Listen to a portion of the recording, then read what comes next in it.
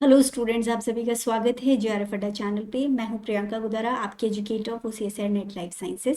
सो guys, आज हम discuss करने वाले हैं जो अभी अभी यूजीसी ने काफ़ी सारे चेंजेस डिक्लेयर किए हैं पीएचडी में एडमिशन के लिए। सो जो भी बच्चे पीएचडी करना चाहते हैं, रिसर्च में इंटरेस्टेड हैं, तो उन लोगों के लिए जान लेना बहुत ज़रूरी है कि अब पीएचडी करने के लिए नए जो एलिजिबिलिटी क्राइटेरियाज हैं और क्या क्या उसके अंदर जो चेंजेस हैं वो हुए हैं, किस तरह से आप पीएचडी के अंदर एडमिशन ले सकते हैं। सो इसके बारे में डिटेल में आज हम डिस्कस करेंगे। इससे पहले अगर आप सीएसआर नेट का कंप्लीट कोर्स करना चाहें तो आप हमें ज्वाइन कर सकते हैं जेआरएफ अड्डा की एप्लीकेशन पे, जहां अभी ज्वाइन करने पे कंप्लीट कोर्स आपको अवेलेबल हो जाएगा एक ऑफर प्राइस पे, विच इज़ 13,999, और जिसके लिए आपको 12 मंथ्स की वैलिडिटी मिल जाएगी। सो पीएचडी में एडमिशन के लिए जो मेजर चेंजेस हैं उसमें अब हम थोड़ा डिफ्रेंशिएट करके देख लेंगे कि पहले जो एडमिशन है उसके लिए क्या क्राइटेरिया था, क्या रूल्स थे और अभी नए रूल्स क्या हैं। सबसे पहले जो पुराने टाइम में एडमिशन्स हो रहे थे, पुराने टाइम में जो एडमिशन्स हो रहे थे उसके अंदर हर एक यूनिवर्सिटी अपना एक एंट्रेंस एग्ज़ाम कंडक्ट करवाती थी। जो यूनिवर्सिटीज़ का एंट्रेंस एग्ज़ाम है वो स्टूडेंट्स को देना होता था, और उसके साथ में उनका एक इंटरव्यू भी होता था, और इसके बेसिस पे जो है पीएचडी के अंदर एडमिशन होता था डिफरेंट यूनिवर्सिटीज़ के अंदर। और कुछ बच्चों को जो जेआरएफ क्वालिफाइड, चाहे से बच्चा है या फिर जेआरएफ क्वालिफाइड नहीं है, दोनों के लिए सेम ही रूल था। फॉर जेआरएफ क्वालिफाइड और नॉन जेआरएफ, दोनों के लिए सेम ही जो है क्राइटेरिया था। पहले एंट्रेंस एग्जाम देना है और उसके बाद में इंटरव्यू करना है। अभी जो नया रूल आया है इसके अंदर, अगर आपने सीएसआईआर नेट का जो एग्ज़ाम है वो आपको देना है। सीएसआईआर नेट की जो एग्ज़ाम देने के बाद में आपका जो स्कोर है उसके अंदर अलग अलग कैटेगरीज रखे गए हैं। अगर वो एग्ज़ाम आप पास कर लेते हैं तो उसके बाद में एग्ज़ाम देने के बाद आपको डायरेक्टली इंटरव्यू के लिए बुलाया जाएगा। डायरेक्टली इंटरव्यू होगा, और इंटरव्यू के बेसिस पे अब नेट के अंदर एडमिशन, आपका जो पीएचडी के अंदर है एडमिशन होगा। अब सिर्फ इंटरव्यू के बेसिस पे डायरेक्टली एडमिशन हो रहा है यहाँ पे। अगर आपने सीएसआर नेट का एग्ज़ाम देना सभी को कंपलसरी है। सीएसआर नेट का जो एग्ज़ाम का जो स्कोर रहने वाला है उस स्कोर को देखा जाएगा। अगर आपने वो क्वालिफाई कर लिया फॉर पीएचडी एग्ज़ाम तो आपको डायरेक्टली इंटरव्यू के लिए बुलाया जाता है ना। उसके अंदर भी काफ़ी सारे कैटेगरीज के अंदर इसको डिवाइड किया गया है, जिसको अभी हम डिस्कस करेंगे। उससे पहले हम देख लेते हैं एलिजिबिलिटी में अब क्या क्या चेंजेस आए हैं। एलिजिबिलिटी की अगर हम बात करें, एलिजिबिलिटी जो पहले हुआ करती थी उसके अंदर, अगर आपने 4 इयर्स का प्रोग्राम किया है, 4 ईयर प्रोग्राम अगर आपने कर रखा है, तो उसके लिए भी जो एलिजिबिलिटी है वो था 55% मार्क्स फॉर जनरल कैटेगरी, और जो नॉर्मल के अलावा जो और स्पेशल कैटेगरीज हैं उन लोगों के लिए 50% जो है मिनिमम एलिजिबिलिटी स्कोर चाहिए होता था। और यहाँ पर जो चेंज हुआ है अभी, अगर आपने 4 इयर्स का जो बैचलर्स डिग्री प्रोग्राम है उसकी मैं यहाँ बात कर रही हूँ, 4 इयर्स का अगर बैचलर्स डिग्री प्रोग्राम आपने किया हुआ है तो उस कंडीशन में आपको 75% मार्क्स चाहिए जो जनरल कैटेगरी के स्टूडेंट्स हैं, और जो स्पेशल कैटेगरी स्टूडेंट्स हैं उनको 70% का अब मिनिमम एलिजिबिलिटी रख दिया गया है। यहाँ पे एक बहुत मेजर चेंज है जो किया गया है इस बार।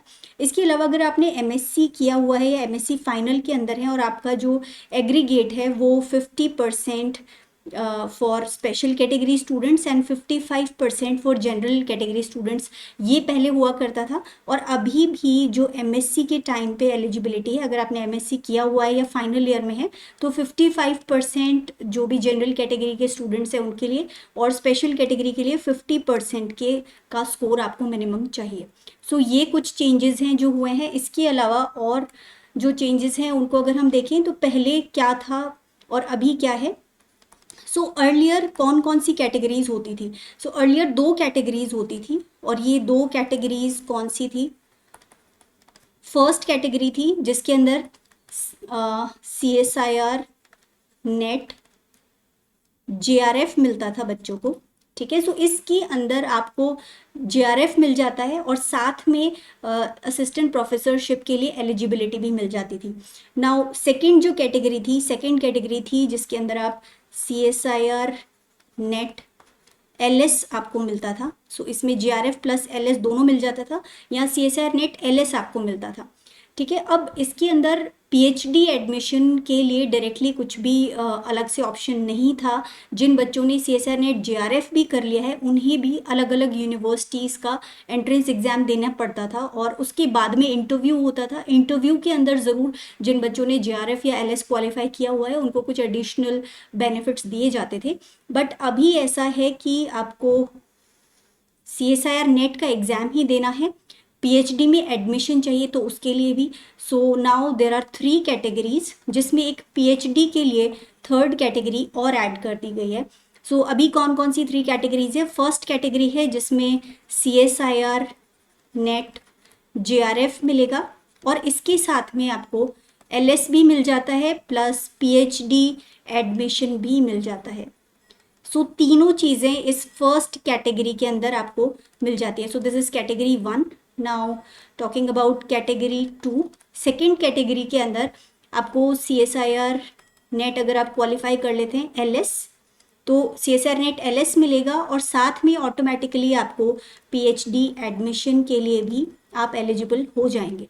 और जो थर्ड कैटेगरी है, थर्ड कैटेगरी के अंदर आप CSIR net for PhD admission अगर क्वालिफाई कर लेते हैं तो इसके अंदर आपको पीएचडी में डायरेक्टली एडमिशन मिल जाएगा इंटरव्यू बेसिस पे। लेकिन यहाँ पे आपको ना ही तो असिस्टेंट प्रोफेसरशिप के लिए एलिजिबिलिटी दी जाएगी और ना ही आपका जेआरएफ यहाँ से क्वालिफाई होगा।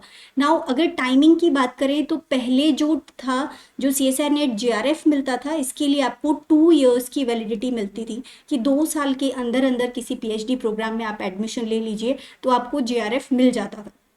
और एलएस के लिए बेसिकली ये तो लाइफ टाइम होता है, इसके लिए कोई टाइम लिमिट नहीं होती, आपको लाइफ टाइम एलएस मिल जाता था। यहाँ पर अगर पीएचडी एडमिशन में हम देख रहे हैं तो यहाँ पे जो फर्स्ट कैटेगरी है जिसके अंदर आपको जेआरएफ भी मिल गया है, एलएस भी मिल गया है, पीएचडी में एडमिशन के लिए आप एलिजिबल हैं। सो क्योंकि यहाँ जेआरएफ साथ में है, सो यहाँ पे जो वैलिडिटी है वो 2 ईयर्स के लिए आपको मिलती है कि 2 साल के अंदर अंदर आप कहीं पर भी इंटरव्यू बेसिस पे पीएचडी में एडमिशन ले सकते हैं। तो आपको जेआरएफ मिल जाएगा, पीएचडी में एडमिशन भी मिल जाएगा। सो इस वाली पर्टिकुलर कैटेगरी में 2 ईयर्स का अच्छा टाइम आपको मिलता है। लेकिन बाकी की जो दोनों कैटेगरीज हैं, यहाँ पर आपको जब आप एलएस के साथ में पीएचडी एडमिशन को क्वालिफाई कर लेते हैं तो यहाँ पर भी आपको 1 ईयर का टाइम मिलता है। जिस दिन आपका रिजल्ट डिक्लेयर होता है उस दिन से 1 साल के अंदर अंदर आपको किसी ना किसी यूनिवर्सिटी के अंदर पीएचडी प्रोग्राम में एनरोल होना होगा ताकि आप जो स्कोर होगा आपका सीएसआईआर नेट का उसको आप यूज़ कर सकें। अगर 1 साल के अंदर अंदर आप नहीं कर पाते हैं तो आपको पर्टिकुलरली जो पीएचडी में एडमिशन है उसके लिए सीएसआईआर नेट का एग्जाम नेक्स्ट ईयर दोबारा देना होगा। लेकिन एलएस आपको लाइफ टाइम मिलेगा, एलएस जहाँ भी मिल जाता है आपको, this is for life time. लेकिन अगर पीएचडी में एडमिशन की हम बात करें तो वैलिडिटी आपको मिलती है 1 ईयर की। 1 ईयर के अंदर अंदर आपको कहीं ना कहीं पीएचडी के अंदर एडमिशन लेना होगा। So now CSIR net for PhD admission, इसके लिए भी जो वैलिडिटी है दिस इज फॉर 1 ईयर। 1 साल के अंदर अंदर आपको जो रिजल्ट डिक्लेयर होने की डेट है उससे 1 साल के अंदर अंदर कहीं ना कहीं आपको पीएचडी में एडमिशन लेना होता है। सो गाइज ये वाली जो दोनों कैटेगरीज है, कैटेगरी 2 और 3, इसके अंदर आपको सिर्फ 1 साल का ही टाइम मिलता है। तो आपको थोड़ा सा जब आप अगर आपने माइंड मेकअप किया हुआ है कि आपको पीएचडी या रिसर्च करना है तो उसके लिए ज़रूरी है कि थोड़ा सा आप पहले से ही सोच के रखें यूनिवर्सिटी, कौन सी यूनिवर्सिटी में आपको एडमिशन लेना है, उनके फॉर्म कब निकलते हैं, किन प्रोफेसर्स के अंडर आपको करना है रिसर्च टॉपिक्स, और इन चीज़ों के बारे में थोड़ा सा रिसर्च करके रखेंगे तो आप लोगों के लिए ज़्यादा इजी रहेगा, ज़्यादा बेटर रहेगा, ताकि 1 ईयर के टारगेट टाइम के अंदर आप अपना जो एग्ज़ाम है उसको, उसके स्कोर को आप यूज़ कर सकें। अगर 1 साल पूरा निकल जाता है तो दोबारा आपको एग्ज़ाम देना होगा तो वो स्कोर आपका वेस्ट हो जाएगा।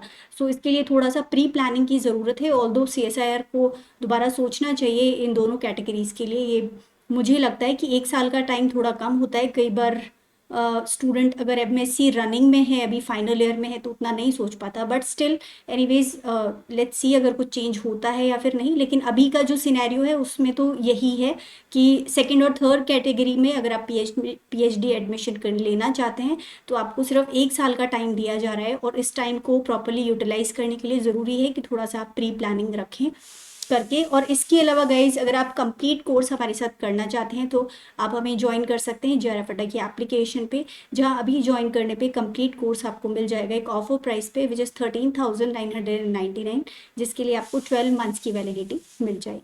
Thank you.